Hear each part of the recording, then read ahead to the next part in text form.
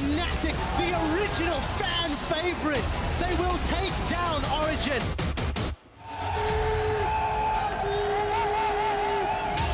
We don't care about like winning streak.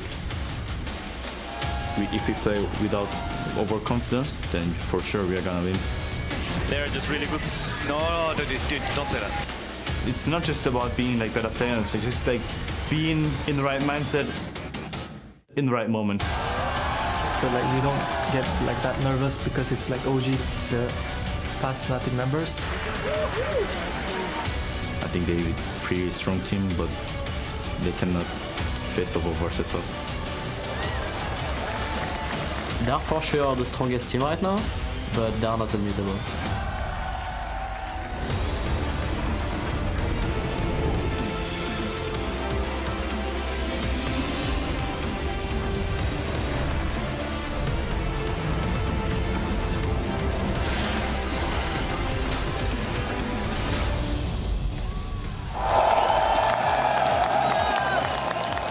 Welcome back to the European LCS. We're coming to you live from Berlin, Germany, where our teams are getting set for battle as we continue week 7 of the summer split.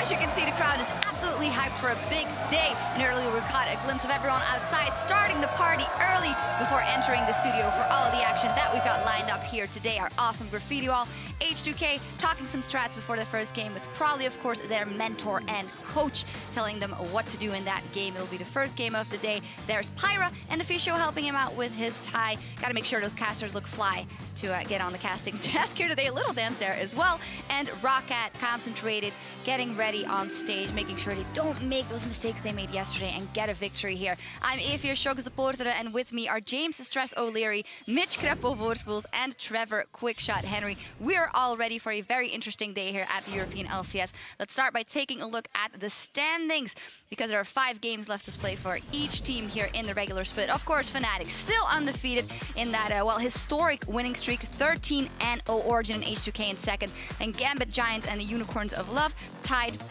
and Elements and Roccat still in playoff contention. I do want to talk about Fnatic Somoto. It's starting to sound like a broken record, but they absolutely deserve it. Yesterday versus H2k, it looked like they were out, honestly. Yeah, in their game against H2k, they actually got behind pretty far level 1 due to that poor invade that's on your screen right now. And then eventually later in the top lane, they made a bold move to come back, and then H2k punished that as well. But even then, even with all those advantages for H2k, their poor draft matched up against Fnatic's just impressive shot calling in the mid game, and especially around the Baron. Baron control was fundamental for Fnatic winning this match. And that got them to 13-0. They're now tying Cloud9 in that record, 13-0 for the regular season win streak. Some people are like, hey, but Cloud9, they won 18 games in a row. Yes, but that's 5 games in playoffs, so we're not really counting those just yet. Fnatic could, you know, smash that win streak and the playoff one altogether, because they're looking strong. They just have 1 game remaining here against Origin today, and if they win that, not only do they confirm that they're the best team in the European LCS, they actually lock in that first place, because they're 2-0 against OG, then 2-0 against H2k, and nobody else is even close to touch them. No, somebody who's very far away, though, and also needs a win is Copenhagen Wolves, or SK, down at the bottom of the table. The fact that that is the final game of today is actually incredibly important for both teams. Yeah. Copenhagen Wolves beat SK the last time they played, which means they own the current head-to-head. And whoever places in 10th is automatically relegated. They are out of the LCS. They're into the challenger scene. So it's very important for both of these squads, who have historically been with the LCS since its inauguration 3 years ago. And I've definitely got my eyes on that game. Such an important matchup to close out our 2 days here. And well, aside from that, we're also keeping our eyes on a couple of milestones that a couple of our old schoolers here in the league have well done. Yeah, record-breaking week, perhaps here in the LCS. Some legends in the mid lane for the European LCS. X2k and Froggen both cracked the 600 kill mark for their career kills here in the LCS. X2k did it in 18 less games though, and still has 1 more kill than Froggen, so maybe we'll see that change. But the most important thing to kind of look at here is they've actually got 100 more kills in roughly the same amount of games over the next best, which is Candy Panda, sat in that 3rd spot. Also quite impressive, 430 there for Reckless, only 86 games. Impressive board overall. But while Day 1 had some big milestones, it also had its share of big plays. From @Cronai tweeted, "Now that was a wombo combo, a massive cow and a fat man smash into 3 people into a Yasuo ult. GG SK. Here's your LCS big play of the day." Mistake for him. Diamond though, he's gonna go in for the gang and oh! 3-man setup! was incredible. Still don't know what to say. I still haven't picked my jaw up off the floor. It was an exquisite play. It was well executed, well planned, and it continued throughout the whole game.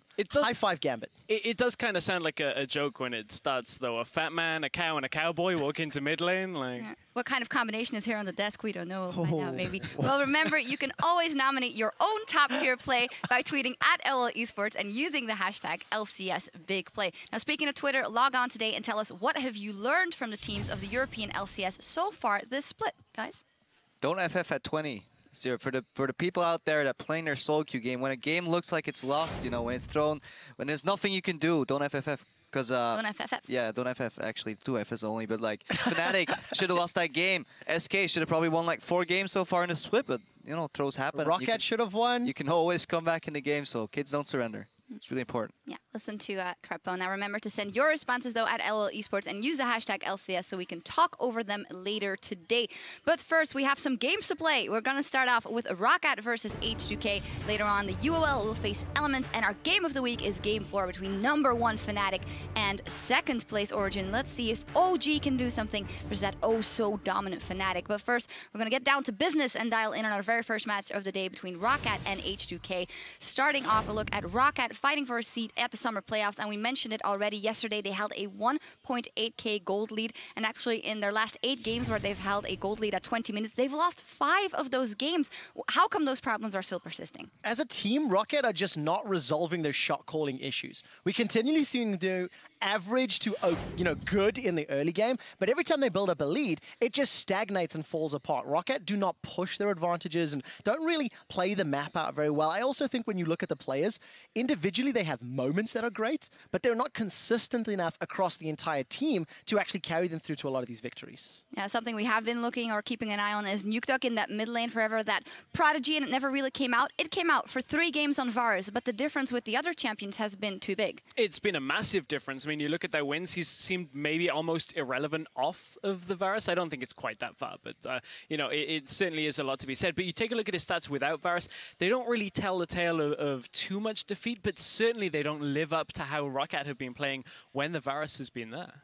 Yeah, with the Varus, he's been looking fantastic. And while his stats look all right on first glance, we do have the recollection in our minds of some of those Azir ultimates, for example, that just didn't quite connect. And Nukeduck, he's close, but he can't just get that mark on the game. And whereas he's fantastic mechanical player, because many times in the season he had the rank 1 in solo queue, so he can definitely play the game when he's in his comfort zone, but just hasn't found another comfort pick really to excel. He can match other players, but he needs to excel and transcend that. And that has been the Varus for him to an extent, but not quite another pick just yet. And very quickly, Roccat have the 2nd longest average game time in the European LCS. They push games late, whether they're winning or losing, but they're not particularly good or adept in the late game. So this is something that as a team, Yamato needs to get his team to resolve if they want to continue picking up wins looking towards playoffs. Yeah, well, tough game here for them as they're up against H2k, currently in 3rd place. Yesterday versus Fnatic, though, they had an enormous lead, the biggest lead a team has held versus Fnatic in the summer, 1.7k by the 10-minute mark and 4.7k by the 20-minute mark. We all remember what happened. You talked about it, Crepo, and that invade. Everything going so well. So where did it go awry? So what I liked about H2k's approach to that match was that they realized they couldn't target ban out Huni, for example, so you shouldn't really try that anymore. So they tried to pinch Reignover's pool, put him into a uncomfortable position, because he's kind of the feeding system. Right? He delivers everything towards Huni, towards Febiven in the mid lane, and then tries to set that up. They got ahead, whether due to draft or not, but they got ahead early game, but then they had some weaknesses in their draft later on. They lacked some sieging, they couldn't really close out, and then they made some poor mistakes. And then they match up against a team that is so good in shot calling and Baron control, like Fnatic. The H2k of yore was so good at closing out games. They were this macro level strategic team that was so good at closing and controlling the map, and we're seeing that less and less the last few weeks. Well, yeah, I kind of want to keep it on the draft for just a second, because there were more issues than I think than even that. And that was the AD carry pick. Yes, there was Kalista and Sivir and Corki not available, but they then defaulted to Lucian, who 0 and 11 now in the LCS for Lucian. And you can see it reflected in Hjarnan's damage stats. In that game from yesterday, 361 damage per minute. That's his 2nd lowest damage this split when you look at it. And compare it to his average, 614 damage per minute on average. just above half of what he'd normally do. I think there were other optimal picks that they could have picked up. I mean, they've played the Jinx before. We were talking beforehand, Tristana maybe even would have been a pick if they wanted to go for it, but Lucian was what they went on, and it just did not impress. Yeah, well, we'll see what lessons H2k learned out of that game. The stage is set, so let's kick it over to our casters and load on to the Rift. Thank you very much, Shox. Hello, ladies and gentlemen. I'm Devin Pirate Technics Young. I'm here with Martin DeFicio Linga as we get ready to cover this clash between Roccat and H2k. But before we go, let's get the rundowns. Let's check it out. Roccat is, of course, going to be Steve in the top lane, Jankos in the jungle, Nukeduck the mid, Rallas the AD carry, support Vander, and, of course, their coach, Yamato Cannon. And this team will have a tough task against H2k. They, of course, are Otawamne in the top lane, Lulex in the jungle, Ryu the mid, Yarnan the AD carry, Kasing the support, and their coach, Brawley. And two teams with fairly rough games yesterday. They both had a good start. Roccat were winning the laning phase versus Elements. We had, of course, this fantastic early game from H2k. Gifted a few kills maybe from Fnatic. And then we hit the mid game. One was a poor Baron decision from Rockat's side that gave a lot of kills over to Elements. And H2k simply started making too many mistakes. I don't think they played Division correctly. They didn't get to set up a split push. And Fnatic, they're so good, they will just punish you for it. And that's exactly. You can't make a mistake like that against a team like Fnatic. On the other hand, Roccat will see if they're able to cover their holes as we get ready for picks and bans. This time it will be Roccat on the blue side, H2k on the red. Starting off, there is that Gragas ban with H2k. First time that Gragas is being banned against Lulex. He's played so far 3 champions, all split long. Rek'Sai, Gragas, and Evelynn. And that was just once. Yeah, he's only played Evelynn once. Rek'Sai 6 times and Gragas 6 times. And Rek'Sai, sorry, is the only jungler that's been banned against him. Now Roccat is changing it up a little bit, potentially setting up a first pick Rek'Sai for themselves and try and target towards Lulex, who a lot of people looking back at the game yesterday was Fnatic. They're saying he was out of position very often. He was the guy who got caught out first, which then pulled in the rest of his team. And they also ended up dying, and that was one of the reasons they couldn't close it out. So a lot of people are looking at him, and now Roccat as well, doing exactly the same. Yeah, I think if there is a weakness, that's one place to hit it. Will they go ahead and first pick the Rek'Sai? We'll have to find out as the bans are still flying through. The Fizz banned away. This is, of course, more targeted at Ryu, who's had a number of games on that. The Azir and the Ryze are banned away too. Steve didn't have the greatest scoreline on that yesterday, but admittedly, he had a lot of attention from Dexter. That's true. I mean, when you play a Ryze in the top lane, you will get ganked. I mean, that's how it is. You will always get repeatedly focused. And they did. They got a few kills on him. Roccat banning away the second jungler. Lulex is mainly playing, so he's going to have to find something new, unless he wants to go back to Evelynn, even though he hasn't played that for multiple weeks. Normally, when you face H2k, you're not banning out the jungler. You're banning out the AD carry, Sivir, Kalista, 2 of the most banned champions against Yarnan, of course, or you're banning out Kasing and his Thresh very often. This makes me think now that the Nidalee ban comes through that we will probably be seeing a very quickly picked up AD carry. However, there is everything left on the table. No Sivir ban, no Kalista ban. They've been banning Varus versus Nukeduck, but it is looking like we are going to see the Kalista as it's locked in for Roccat, their preference. So rarely we see Kalista being open, and whenever she is, we almost always see her getting first pick. The same for Roccat. They trust a lot in Mr. Rallas. He has played it before and done really well. The one game it was only where it was open, but he's an AD carrier. Roccat has been very vocal about how they trust in him, his positioning. They think that as soon as he gets out of the laning phase into team fights, he can really shine. And for him, getting Kalista should also secure a fantastic laning phase.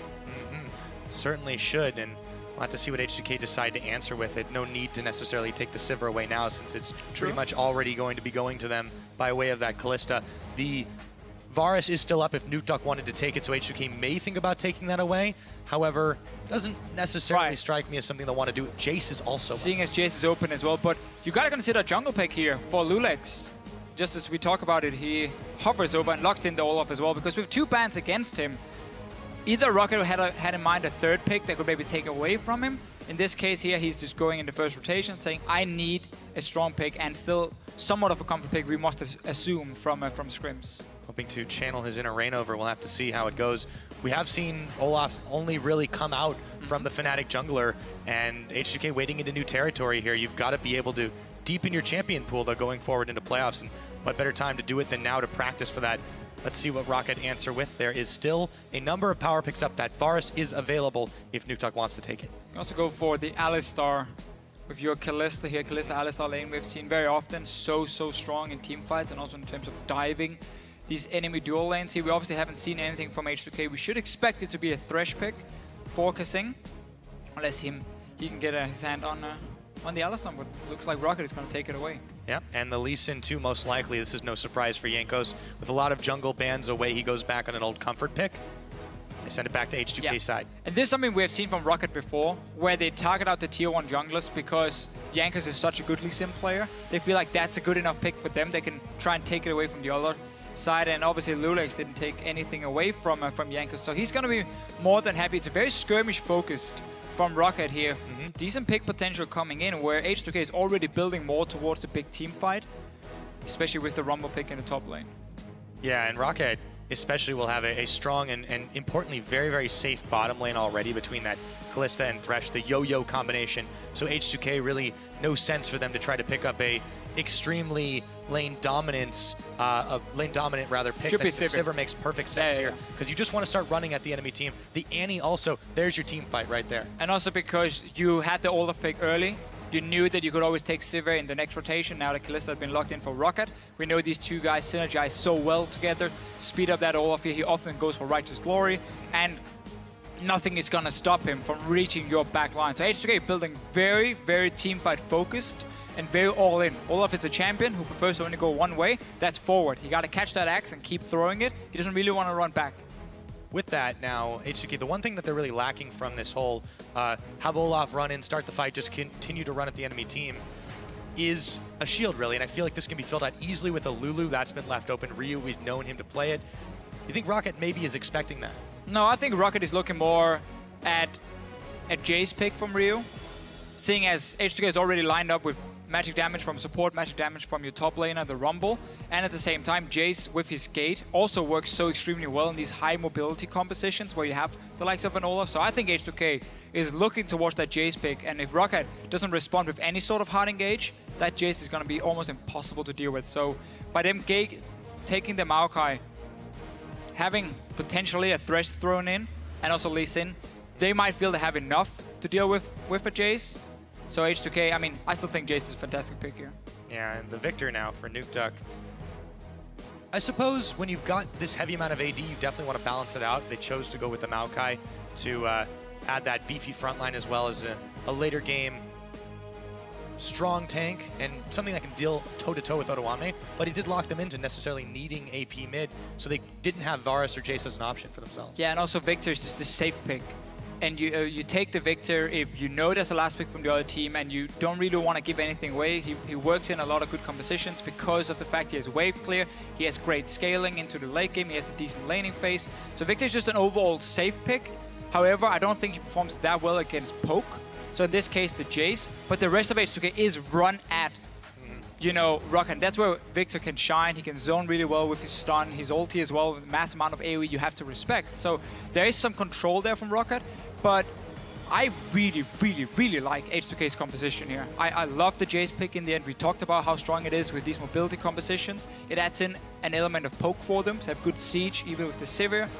Fast pushing abilities, explosive team fights. I like what they've been building. Yeah, and they have a solid balance of damage too, as you were mentioning earlier. Really do like it myself. It's going to be a tough game for Roccat to really get ahead early. The onus will, I feel, be on them, especially Jankos. He's been, you know, relied on fairly heavily throughout this split for Roccat. True. And I feel like that's not going to change anytime soon. He should be able to have more impact than Lulex in the early game on this Lee Sin here for Jankos. But the rest of the comp again for Roccat, it's a bit of everything. There's some skirmish, but there's a fairly strong team fight because you're Maokai Victor as well. We have to see how they can play it out. We'll definitely have to see indeed. So now, with all of that, the lineup's locked. Why don't you guys let us know on Twitter who you think is going to come out victorious? Hashtag ROC win or hashtag H2K win. As we're getting ready to start off day number 2 of week number 7 here in Europe at the LCS. The crowd is getting hyped, and the teams are loading onto the Rift. All right, let's see what we get from both teams. Cleanse for Nukeduck, no surprise when you're facing an Annie. It's almost suicide not running it, especially with all the other fantastic champions H2k have to get onto Nukeduck. He's going to have a tough game. Yeah, if they don't accurately protect him. He really needs to position so well in the back line, otherwise H2k will get him every single time. But the rest of the composition for them, we mentioned how they were most likely expecting the Jace. So like, okay, we need an element of engage. Maokai top lane with the Righteous Glory. Still pre-nerfed here on 5.12, which we're playing on. So it is still a strong pick. However, it can get shut down fairly effectively. Don't think that's going to be too big of a problem though for Steve, seeing as he has this Lee Sin. And Jankos is putting more and more attention into the top lane, because they trust in Steve now also to be a bit of a carry in that lane. He can do, as long as he's not harassed too heavily, of course, on the Maokai as well. We've seen Maokai Rumble matchups. You know, this was something that just some months ago was pretty much the gold standard of matchups, and now it will be no different unless we decide to opt for a lane swap. We'll have to see as H2k throws down the scouting wards, and Roccat does the same. Who wants to trade out here, though? Or maybe just get a catch. Aggressive start here from Odo Amne with his starting item. We have seen Dorn's Blade, oh sorry, Dorn's Shield quite often. Instead, he wants to really rush this Haunting guys, get that early flat penetration against the Maokai pick. So aggressive start for him. Will be H2k swapping to the top lane. You are against a Kalista Thresh lane. It's one of the hardest dual lanes to face. Roccat is even just saying we've warded up everything. We haven't spotted anyone move down, so we can start your Grum and at least do a little bit of counter jungling. And also, the reason they're starting here is to spot if by any chance H2k were moving in to start on the weak side with their own jungle on top lane. They could stop them at the same time. Looks like we might be in for a good old 4v0 if both teams realize that. And speaking of matchups, we're going to go back all the way to week number 1 when these two met last time. It was Roccat having a very, very rough start to their split. H2k as dominant as ever, and yeah, you can see that in the number differentials. It was, dare we say, a stomp. Yeah, 2 towers for Roccat and 1 dragon. That's about it. Everything else belonged to H2k in that game. Super, super one-sided, but it was back in week 1. Different patch, it's been a while.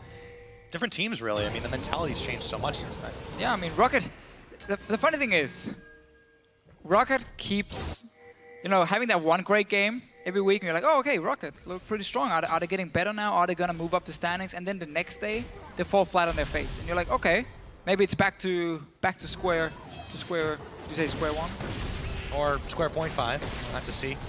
H2k, though, they're the ones that are really starting off this fast tower push, and it's been almost more of a freeze, a very slow push in from Rockat's side. So I feel like they are going off a much slower start, really. Yeah, H2k is running their, what I will now call the standard swap, where you send your top lane up to fight with the dual lane, or fight or to kill the tower with the dual lane while you jungle. He just stays in the jungle. He's nearby in case you need him, but he's just power farming because Odo Amne then can take down this tower. Notice how H2k as well are letting him just get it in the very end, and then he stays in the lane. He bounces the wave and he stays. So now he's going to get some extra farm, while Steve is being sacrificed a little bit by his own team, because it's Jankos clearing this tower. So Steve has to walk alone up to the lane. If he doesn't get up there fast, Odo Amne might get quite a CS and experience lead, and it can be super difficult for Steve then to get back in the lane.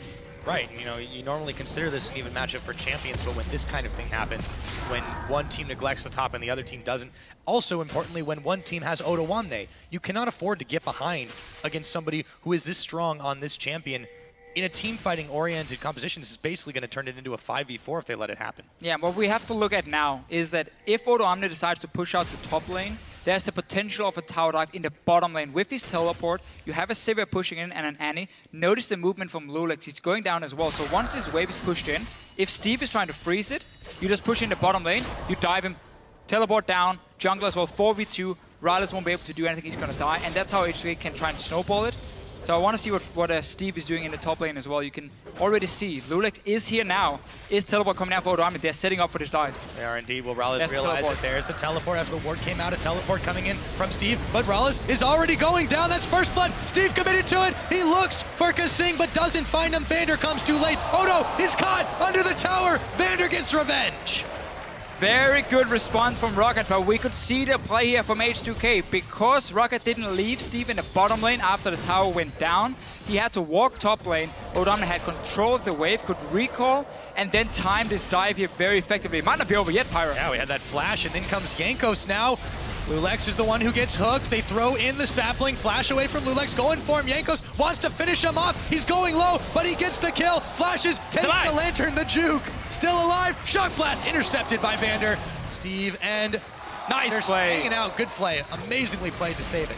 Vander setting up everything. Oh, one more! He's got Kasing in range. He lives, though, just barely.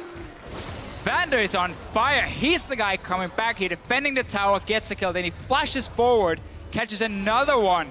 Even flays Rio away so he couldn't finish his attack in the hammer form. And in the end, 2 kills for Roccat. This was H2k who set up everything, but Roccat was reading it. They're saying, we're ready. Steve teleported down instantly as well as the dive happened. I don't know what Vander was eating for breakfast today, but Roccat need to stock more of that in the house. As it stands 2-1 to start this one off. Explosive when you consider how it looks like it was just going to be a routine 4v0 to start things off. Not so in this game. A lot of things have changed here. Teams, once you get a predictable or a standard lane swap, teams start finding, okay, how can we counter it a little bit? Okay, by first of all taking out jungler, keep him in the jungle to farm and not kill the tower. He's going to get an advantage over the enemy jungler. That's one way you can do it. Also, then you push down this lane and you start up this dive in the other lane, obviously in the bot lane in this case, with teleport from the top lane. And that's how you try and snowball some of these swaps here. But you can see both teams were ready for it. I didn't see where Odomne used his flash. Clearly did not use the flash with Vander. And Yanger's fighting again though. Yeah, checked into Lulex, but Lulex was going pretty low himself. Ryu comes around the side, so does Nuke Duck. Chaos Storm is on. Ryu, he's only got one way to run. Jankos is stunned, but there is going to connect the Sonic Wave. Not going to be able to follow through on the Resonating Strike, and Odomne will barbecue him up for a kill. A lot of fights here early on. Both supports were roaming with their junglers. They find each other. Quick fight, mid laners join, and then Odomne is moving down. And decent start for him despite dying in that tower dive. He got 2 kills, he's been getting free farm in the lane. You can see how Roccat now realized, okay, the wave is pushing back to Odomne, because once Steve teleported down to the bottom lane, he'd already started pushing the wave up top, so there was a lot of minions going to Odomne. Steve would have been pretty far behind, so now they kept him in the bottom lane. Both teams realizing we gotta make sure these top laners get back into the game, despite being in a lane swap, though it was such a short one. And that's where we see how teams are also adapting. But Roccat has fallen slightly behind in farm when it comes to AD carry and top lane. Only Nuke Dog is doing really well. Yeah, for H2k, that difference in the top lanes is really those couple of kills. Odomne, he's sitting on 500 more than his lane opponent, so Steve has definitely got some work to do.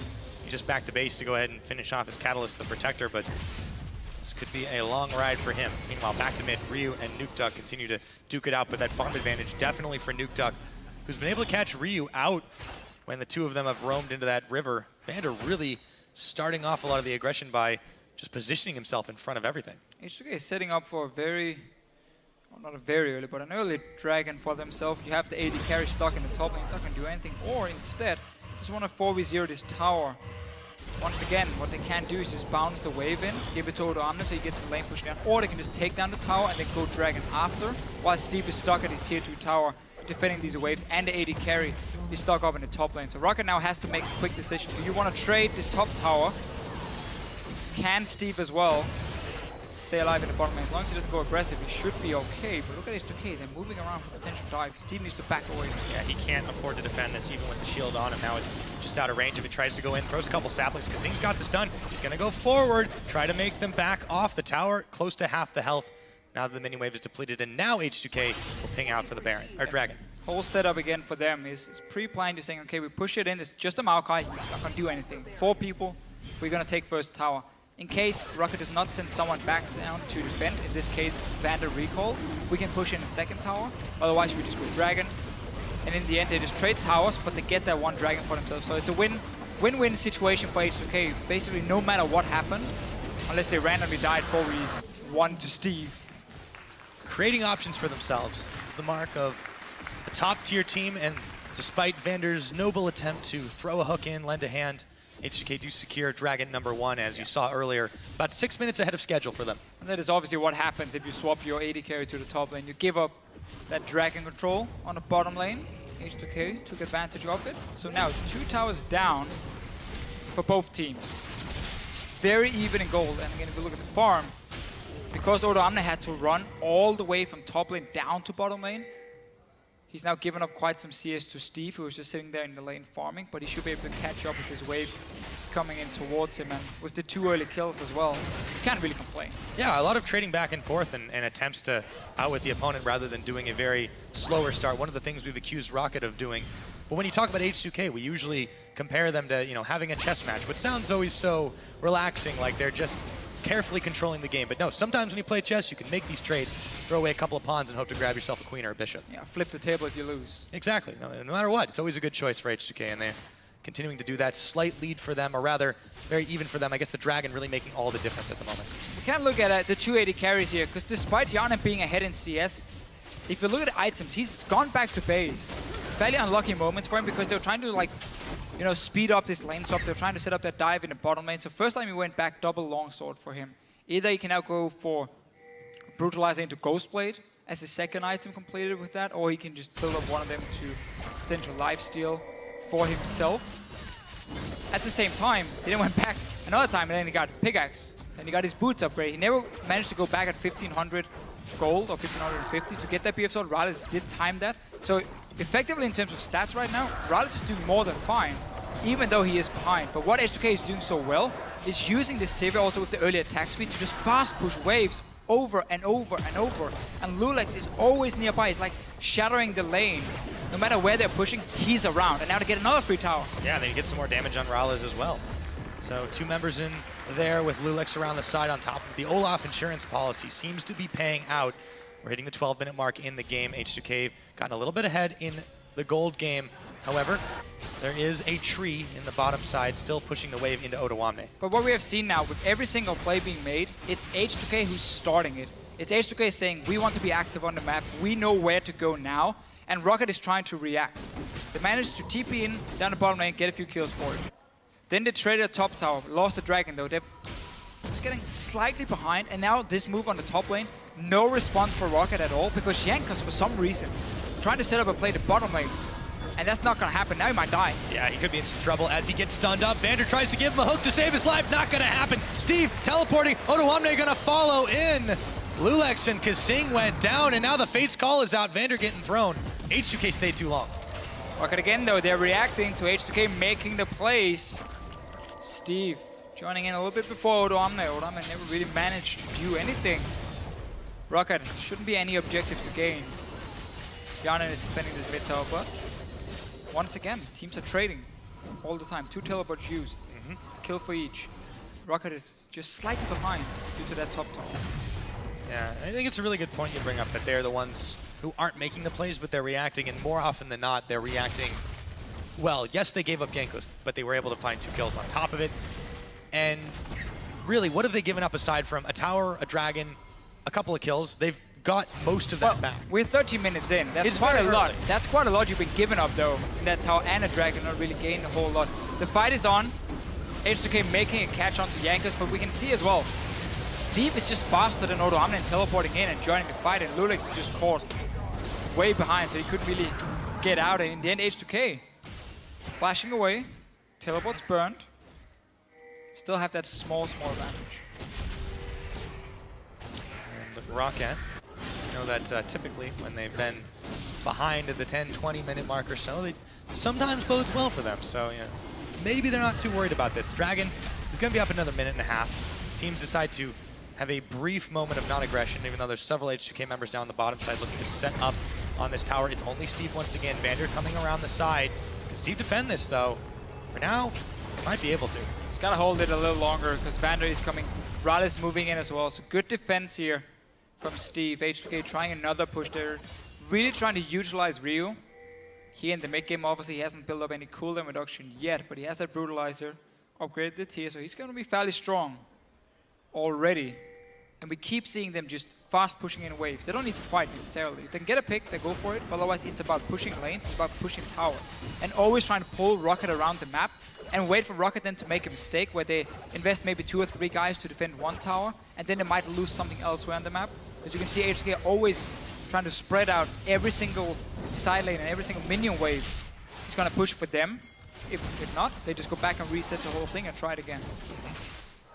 Remember, though, when you're playing these games, waiting for people to make mistakes, what is on the line, too? Roccat, they have such a tough schedule ahead of them to try and make the playoffs and even avoid the relegation zone. But for H2k, they're 1 win away from securing their trip to the playoffs right now. And you've got to think what weighs heavily on one team's mind. I think Rocket's definitely the ones with more to think about. Yeah, that's for sure. H2k obviously trying to keep even with Origin. Oh, Omnit's going in. There's a big equalizer, throws down the Zanyas as the Chaos Storm is on, but he gets kicked and dies right in the middle of it. Sivir nowhere to be found as H2k scrambled to move forward. Roccat were the ones taking advantage of that situation. Yeah, strange engage from H2k. Yana was running from the bottom lane, Lulix was running from the jungle. They weren't even close to the mid lane, and Odo Omnit just dives in on his own. Remember, H2k, they're not really running with any peel, they're not running any sort of heavy disengage, so once you are going in, engaging into the fight, you're all in it. Like, you're not planning on getting back out. Odo Omnit, I don't know, maybe he was used to having a Thresh Lantern saving him. In this case, Vanna stole that one away in Champs League. Not this time, but H2k will secure the Dragon, narrowly defend their mid turret, so despite the kill, Roccat don't get anything else from it. Might be able to push in a mid tower though. They're setting up another fight. Vander! Oh, the hook won't connect. Kasing though, lasering down as Nukeduck looks to finish him off. They will just let that one go over to Rales. Meanwhile, Steve twisted advances onto Ryu. There's the death laser. Ryu goes to the skies and goes back to Fountain as Jankos puts a foot in his face. Roccat is really punishing H2k for some sloppy plays. First they engage from Odo Omnit, now they stay really far up the mid lane despite there's this Fate's Call from Kalista to start a fight. Don't respect it. Everyone else from H2k was split out. One member at top lane, 2 members in the bottom lane. More kills for Roccat. Tower as well. Suddenly really speeding up the game, and it's all because they see openings to punish H2k. They are seeing those openings, and more importantly, they're taking them. They may be 2 dragons down at this point, Deficio, but they're just about even in every other mark and ahead in the gold game. Yeah, you're going to even out those dragons super easy. It doesn't matter if you gave up 2 or 3, as long as you can then fight for the next one. If you get a big goal lead instead, because you're trading it for object or for towers and kills, you should hit the point where you're stronger anyway. You take that dragon fight, you stop them from reaching number 5, and you are more than fine. Yeah, the early ones don't mean as much, and this is why we've seen teams not necessarily getting them. We've seen these high averages, and this time it worked out for H2k to take them because there really wasn't any answer from Roccat, but they haven't needed to. And you can see that they're still confident enough to be able to make plays on H2k. For now, they are in the lead. Yeah, so well played from Roccat, honestly. Waiting out the mistakes of H2k. Early game, fell slightly behind. Now you're starting to see items come in here. Raleigh should be sitting on quite a lot of gold. He's been having that BT for a while now. Nukeduck as well. He's managed to upgrade his item. He's building towards an hourglass by the looks of it. And we know Victor's scaling is fantastic. You always have to respect the damage from the Victor. And that means for H2k, if they keep taking these sloppy fights, Roccat is only going to get stronger and stronger. They have plenty of damage to deal with you. This is true. Between the Victor and the Kalista, it could get pretty hairy for them. But remember, there's some solid scaling on H2k's side, too. Now, H2k looking at trading towers here as they send 3 bottom. They take it out, but up in the top, there's a party of Roccat members unopposed at the moment as Odo Omnit, perhaps learning his lesson, is backed off. This is going to be a tier 2 trade. Look at the mid lane now, though. Nukeduck has to be so careful because there's a chance of H2k diving him. They were faster killing that tower, and instantly just zone him away. So they will take 2 towers. Whenever H2k are making plays around the map for the towers, they seem to just be 1 step ahead of Roccat. Bot lane was already low, and then you could take that easy move in to a lane that was already pushed. That was the mid lane in this case. And Nukeduck couldn't defend it. He couldn't stay around. He would have been killed by 4 members. 2 for 1 tower trade for H2k, and the proactivity pays off this time. Hitting 20 minutes on the clock. Still a lead for Roccat, but it's not as wide as it was a few moments ago. Baron will hit the board in just a few seconds, but it should be quite a while before these teams start eyeballing that particular objective, especially if you're Roccat. You're right. Yamato Cannon on the desk after they lost yesterday. I was like, yeah, Baron, not our friend. Not our friend. Two different attempts at Baron yesterday. Both of them didn't work out. Ended up giving a lot of kills over to Elements. It was one of the reasons they lost that mid-game lead they had built up. This game here, smaller lead compared to what they had against Elements. The way they're getting it, too, is very different. This has been H2k making plays, Roccat reacting to those plays quite well, getting 2 kills where they've only given up 1, etc., etc., but it's less about them getting ahead in the early game. They're not necessarily preparing for this crazy late game that they tend to try for, even if unsuccessfully, but they do have strong scaling this time around, so it's not a liability either. Definitely a very strong skill. I mean, both teams have fairly good scaling if you look at it. Olaf is obviously gonna outduel Lee Sin in the late game very, very easily. Jay scales up fantastic. Sivir will always offer that great utility as well in the late game. At the same time though, for Roccat, you have this massive tank in Vander. You have, of course, just mentioned the Victor scaling. Nukedog as well decided to just get the death cap. He had enough gold for it, clearly. Delaying a bit the defensive items. He can go Void Stalk with the tome he has left as well.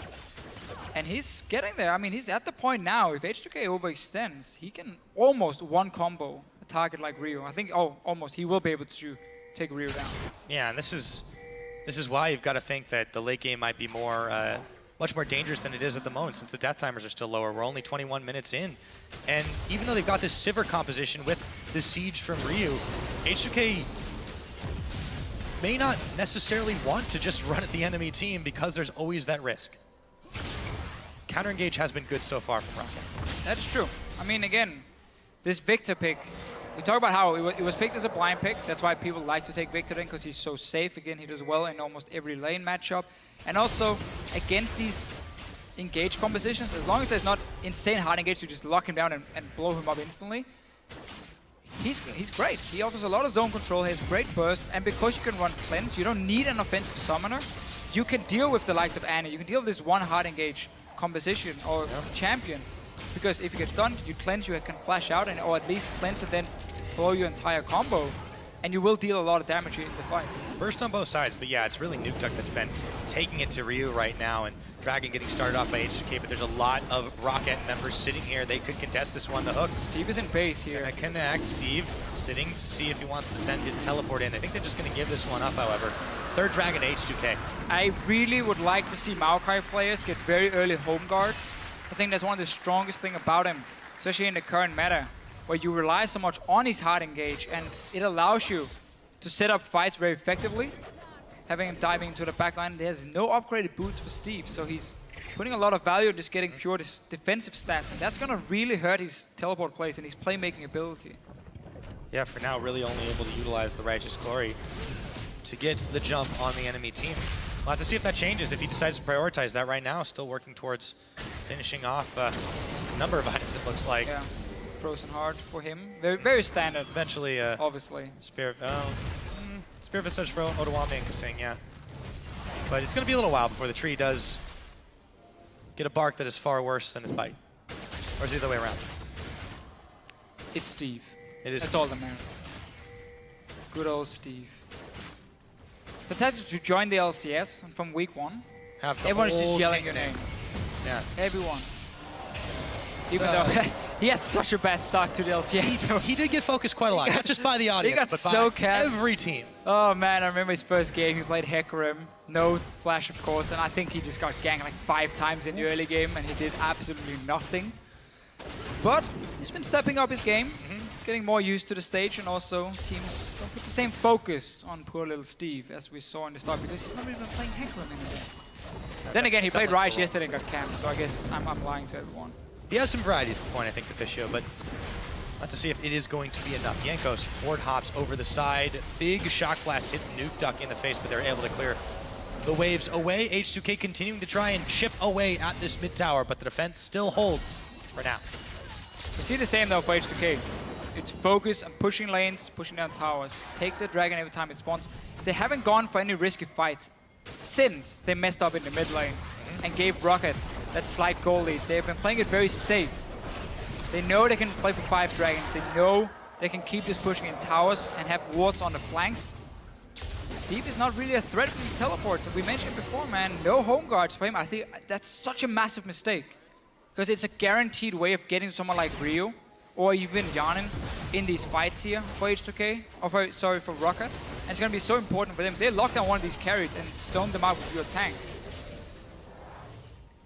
At this point, because we're still in the mid game, and Maokai can do a lot of damage as well to one of these squishy targets. So, not a fan of the lack of home guards. I think H2k really able to play around this as well, pushing a wave out top after they'd been pushing a bit mid, controlling the waves very effectively, and they're perfectly happy with Roccat not making too many moves here, as it lets them throw their weight around all over the map. 3 dragons to 0, still that score. They're getting closer and closer to Aspect if this game does drag on. Roccat have yet to try and stop them, really. You might just see Roccat say, no, we want 3 items on Nuke Dog, then we contest the next rank. This is what we mentioned as well, how you can give up the first few dragons as long as you gain something else on the map. Roccat has not been able to really trade anything for dragons, though. They've been giving them up fairly, honestly, for free to H2k almost every single time. So they have to be able to contest the next one. And if they lose that fight, that's where you get into trouble, and that's where you get punished for obviously not getting these dragons in the early game. If you then lose the important fight and give H2k number 5, even number 4, then the potential number 5 after. Yarnin, a little bit of damage. Jankos on the chase, backs away. The Shock Blast covers the escape. Still a lot of heavy attention being paid to this mid, which is going to mean Odoamne unabated. On the bottom side, he has his teleport up if he needs to use it. There's nothing to fight over just yet, just some towers and a few wards in the middle to make sure every team has an idea of what's going on. H2k continuing to push without overcommitting to this tower, learning the lessons of the past. Really playing it so safe. Jankos might look. Goes for Lulex. Guy you want. Not yet. Steve's going to jump on him. Can't be disabled, though. He's in Ragnarok. And that will mean they will have to back away. One ultimate burned from the jungler of H2k. Yeah. Jankos trying to jump onto Lulex and then see if you could move further and kick back either Ryu or Yarnin, but everyone quickly disengaged from H2k. And this is also what you can do when you run Sivir, when you run Jace. You have a lot of mobility to use in case you need it. Obviously, no ulti for Lulex is a big deal in a potential fight, but we see the same. Roccat are sitting defending towers. They don't have any control on the map. If you look at the warding, H2k put up defensive pink wards near the objectives they're setting up for, Dragon and the Baron. And then they have wards on the flanks to see if Roccat is moving in. So there's very few ways for Roccat to engage. They're most likely relying on pulling in... Oh, like that. Throwing in Vander, yeah. Let him land a hook or then throw him in with the Kalista. They really start the fight. They just give this one up here. They're not really able to do anything. Just lack of potential engages from Steve as well. No defense, and an extended siege pays off for H2k. They grab themselves their 6th tower of the game. On the other hand, Roccat have been able to push a few sideways back. They've built one up in the top side, which means Odoamne is going to have to go and defend and clear that one back out. But still, Roccat, as you said before, they're not the ones making the proactive plays. Yes, they can push it sideways, but what are they doing with it? So far, nothing. Oh yeah, you can't do anything if you're pushed all the way down to your own base. That wave is just a free farm for Odoamne. It's basically saying, okay, we can keep pushing for another 30 seconds, then I'm going to go catch this massive wave. Thank you very much. And man, I'm going to go down and be ready to fight for the next dragon. Roccat is now finally moving in, trying to set up a bit of vision before it even spawns, but it's still way too late because they've just been pushed back. They've been able to do anything. Steve, please, go back in base, sit with your home guards, and set up an engage where you get to the back line of H2k, otherwise they can just keep kiting around. Just land a poke from Ryu as well.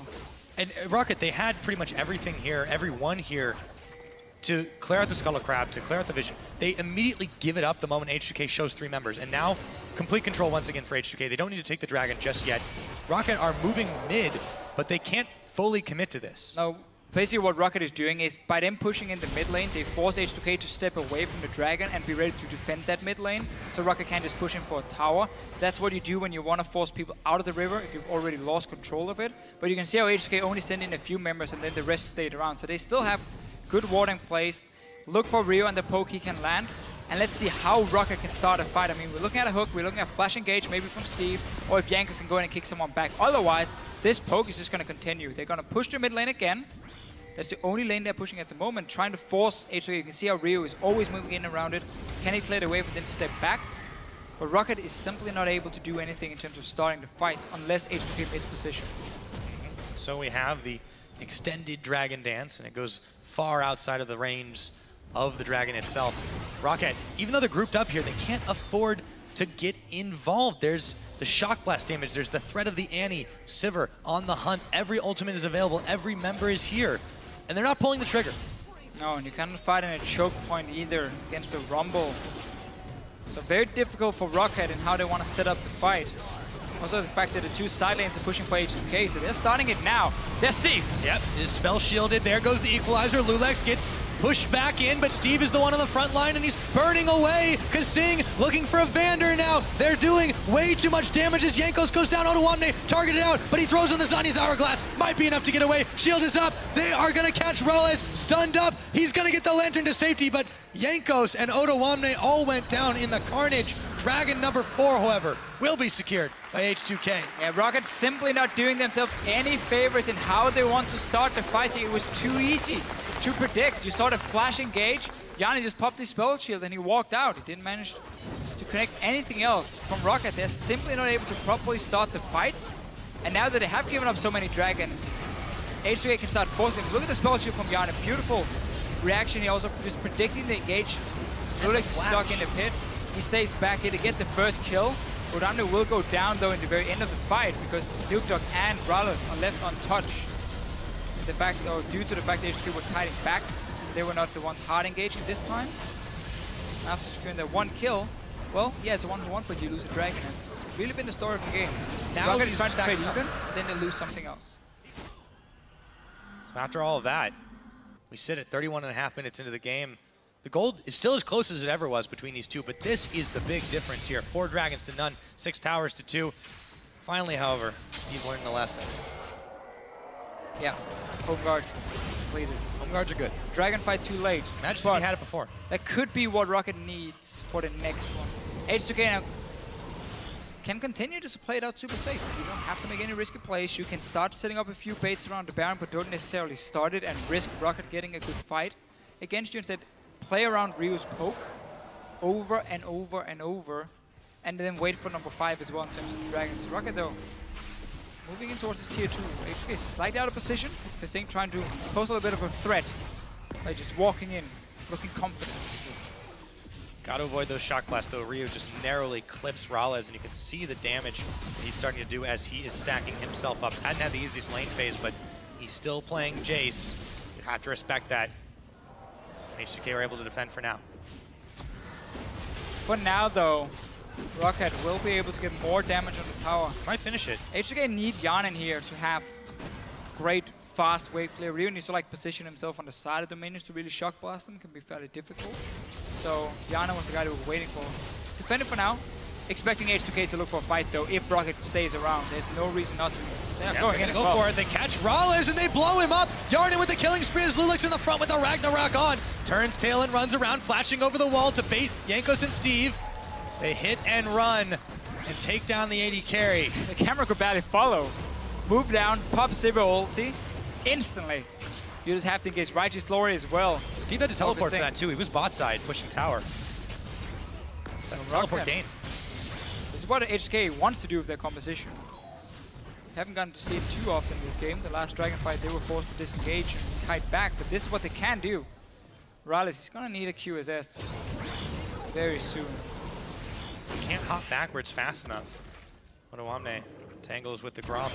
He should be able to push back Steve quite easily. So H2k doing what they need to now, get themselves just slowly, ever so much ahead, and catch Roccat members out with the superior mobility of their composition. We saw H2k yesterday against Fnatic. Get a big lead in the early game. Then honestly, almost play cocky in the way. They were just invading into the jungle. They're not respecting the pick potential of Fnatic. They're not respecting the 5-on-5 mid, the 5-on-5 team fight with the big power spike of Jace Corki that Fnatic had, and they got caught out. Lost the lead, they had lost the game. This one here had a few misplays.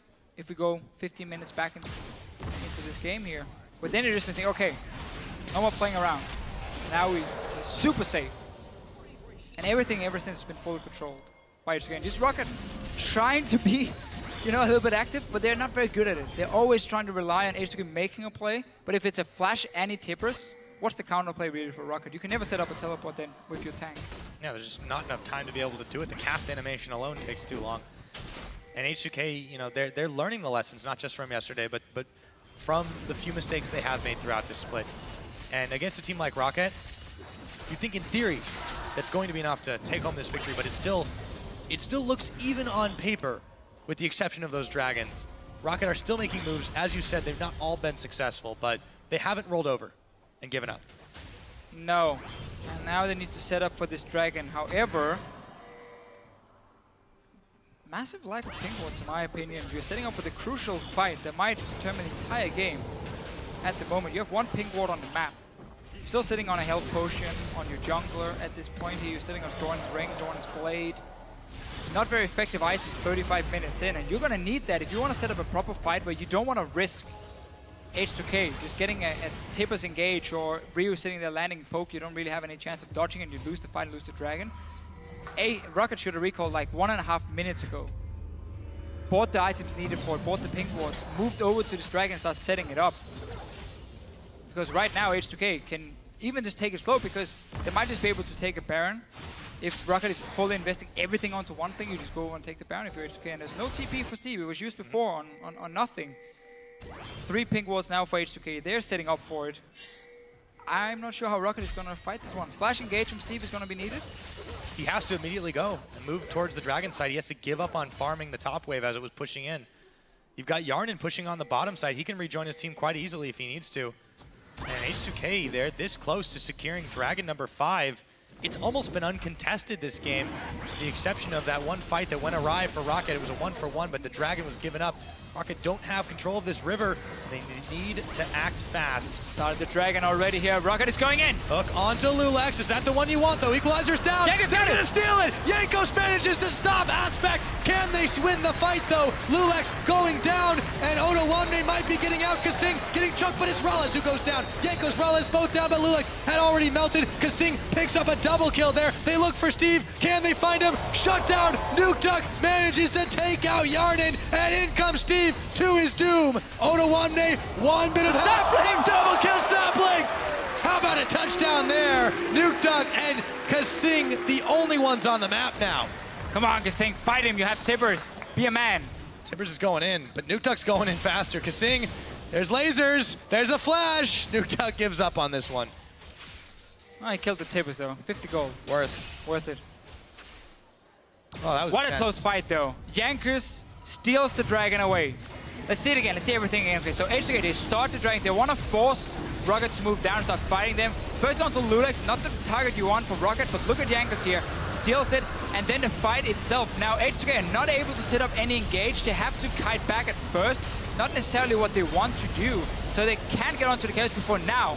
Beautiful setup. Rallis goes down, but Nuke Duck is still alive. We talked about the cleanse earlier, how important it is versus Annie. And him and Steve, of course, wait for the sapling. Wait for the sapling. Where is it? It's running. Look at that bad boy. Oh, it's another double sapling, man. Double sapling. What a setup. The unseen sapling is the deadliest. Meanwhile, though, back to the game. The Baron is started as Roccat look to try and polish this one off.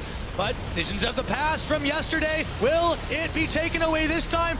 It's not going to be enough people there, and the Baron goes down, secured this time by Roccat. Can they finish the fight, however? Yarnin, Sonic Wave, Resonating Strike, but Yarnin makes the outplay before falling to the Death Laser. However, 3-for-1 for Roccat, and the Baron secured. The last few fights, Nuke Duck is staying alive in the back here. He didn't die yet. 7 kills, 6 assists for him. And he's dealing so much damage on this Victor here. He's scaled into late game. No defensive items. He doesn't need that. And H2k is simply not able to lock him down. They tried to obviously stop the Baron as well. They've been losing now. Quite a lot. A lot of the base. I mean, it's in shambles already. Look at how many minions we have here. Roccat can just keep pushing. There's no way to stop this. 4 seconds on Lulex. They're going to go straight for the Nexus starts. Kasing gets a 3-man Tibbers, but it doesn't matter at this point. Up comes Lulex, but one Nexus turret is down. The second is sure to follow. Lulex can only hope to get a kill or two. The box is down to slow him down. They've cut the hook, focusing out the Nexus. They'll be able to do this. Not even 40 minutes, and Roccat have taken out H2k. What a turnaround from Roccat here. 4 dragons to 0. It looked so bad. No teleport for Steve. How were they going to take this dragon? How are they going to win that fight? They engage, and Jankos, he steals away the dragon from Lulex. Fight is on. Nuke Duck with the cleanse. He stays alive in the backline. He deals so much damage. Sapling touchdown. We had everything here. Instant over to a Baron. Same deal. H2k is trying to stop the Baron itself instead of Nuke Duck.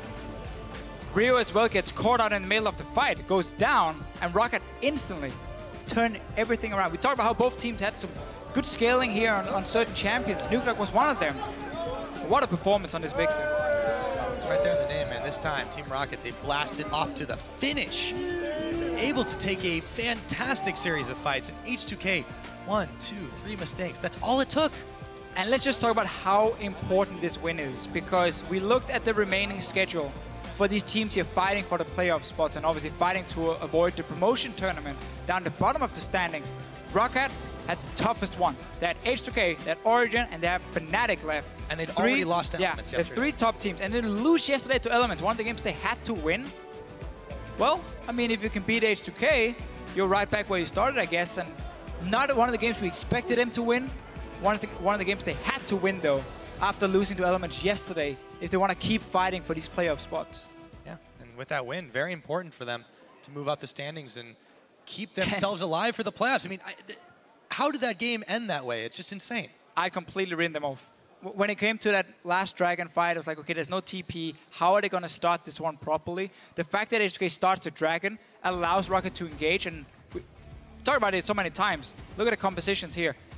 Annie, you need to get into that backline with your tippers. You can't lock down the target here. You have Civils, you have all of us to charge in as well and take down one of these carries. Because H2k was starting Dragon and put focus on the Dragon itself, it allowed Roccat to engage onto them.